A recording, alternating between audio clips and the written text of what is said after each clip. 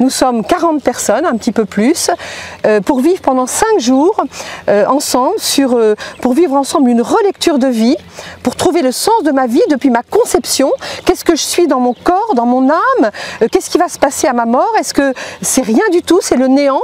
Ou bien la mort est-elle pas une transformation de ma vie dans une dimension merveilleuse? Donc on est toute une équipe à animer à partir d'un visuel, avec des dialogues, avec des temps de lecture de vie, des exercices pratiques, des ateliers d'écriture.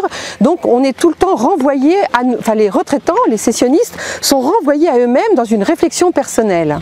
J'avais 14 ans et je ne portais pas de casque et en fait voilà, première vacances en famille à la montagne, première matinée, première journée de ce séjour au ski, sans casque, j'ai reçu en fait un surf au visage, donc à la partie la plus coupante et par grâce je portais en fait la médaille miraculeuse.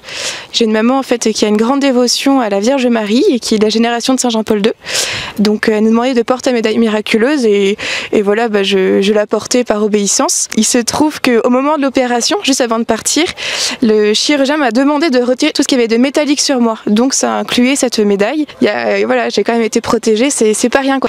Être ici aujourd'hui, entendre parler de la vie éternelle et de voir que la vie c'est vraiment à la fois une séparation mais aussi une naissance sociale, en fait on a envie de dire oui. En fait, ça nous plonge vraiment dans ici et maintenant. On avance dans la vie jour après jour. Et en fait, quand on prend plus conscience du cadeau que le bon Dieu veut nous faire et nous fait en fait dès aujourd'hui, en fait demain attendra demain. Et puis voilà quoi. Enfin, la vie est belle. Alors, je suis à la retraite. Je suis avec Casilda, mon épouse. Nous sommes engagés dans la communauté de l'Emmanuel, donc nous savions que ce parcours existait. Et Casilda a reçu le témoignage de plusieurs personnes qui ont suivi ce parcours et qui sont revenues émerveillées.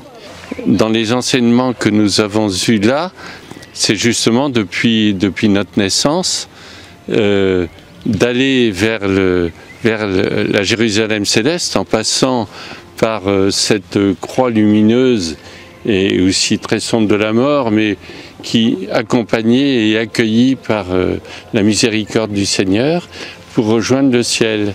Pour ce chemin-là, c'est le cœur à cœur avec le Seigneur, c'est le cœur à cœur avec le Seigneur, le cœur à cœur avec Marie. Et donc je remercie beaucoup le parcours, la Oméga, qui n'est pas fini. Par rapport à Oméga, en fait, moi j'ai été appelée au cours d'une très grave maladie qui a duré 2 ans, où j'ai vraiment regardé la mort en face. Et en fait, j'ai vécu 2 moments différents. Un premier moment totalement angoissé, comme si je voulais mettre ça entre parenthèses et à tout prix retrouver une vie comme avant. Et puis à un moment donné, j'ai eu comme une conversion du cœur, un changement. Et j'ai compris que dans cette épreuve, on pouvait devenir comme un soldat de la vie. C'est-à-dire que finalement, je suis allée encore plus profond en moi. Bon, beaucoup de mes amis priaient pour moi. Et j'ai eu, c'est vrai, une présence aussi de la Sainte Vierge. Hein, et il y a eu vraiment un avant et un après à un moment donné. Et en fait, c'est comme si, en même temps que le risque de mourir, je touchais une puissance de vie. C'est très difficile à partager, mais ça m'a complètement transformée. En fait, j'ai été appelée à créer cet outil, Oméga, vraiment au cœur d'une très grave maladie et d'une épreuve qui m'a transformée.